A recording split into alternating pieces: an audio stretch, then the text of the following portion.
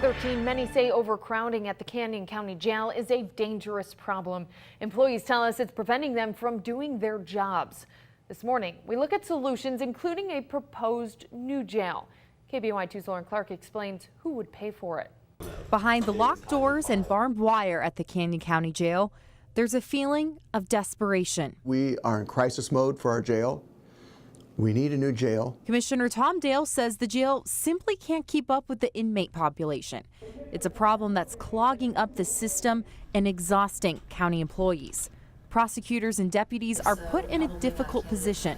They're tasked with picking the names of inmates they can recommend to a judge to let out and determining who absolutely needs to stay in. At any given time, the jail is over the occupational capacity. The need is real, and it will not go away. So to get a clear roadmap on what to do with the jail's future, the county hired a consulting firm to make suggestions. Lori, a strategist with the DLR, says this is one of the worst cases she's seen.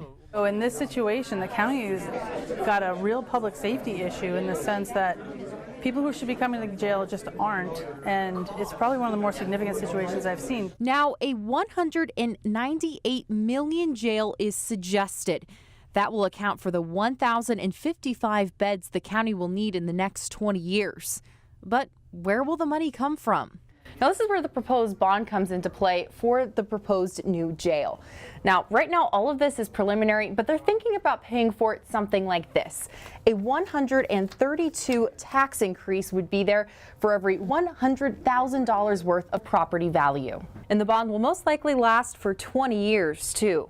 It's something Canyon County resident Shauna Rogers says she supports. Shauna and her family just bought their house back in May, but have already witnessed an escape.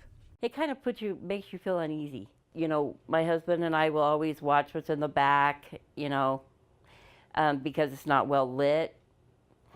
Shauna says despite this, she does feel safe in her neighborhood, with county deputies and police patrolling.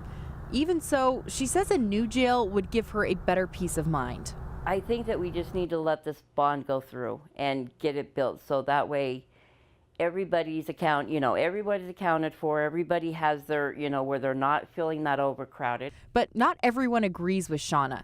These bonds are historically unpopular. Voters have turned them down 3 times. Commissioner Dale says there's another cost to turning down these bonds, though. In the last 10 years since the first jail bond was proposed, the cost of construction has doubled. The longer we wait, the more expensive this is going to be. The longer we wait, the more risk to public safety we incur. And while it wouldn't solve all their problems, many say a new jail with more space would help them do their actual jobs. It would take this off the plate for me. With the population level that we're at now, we would be able to have those extra beds that we wouldn't have to send people back out into the public and or to these other counties, which means I would have 4 to 5 hours a day to devote back to the other processes that I have to run and operate. A more in-depth study will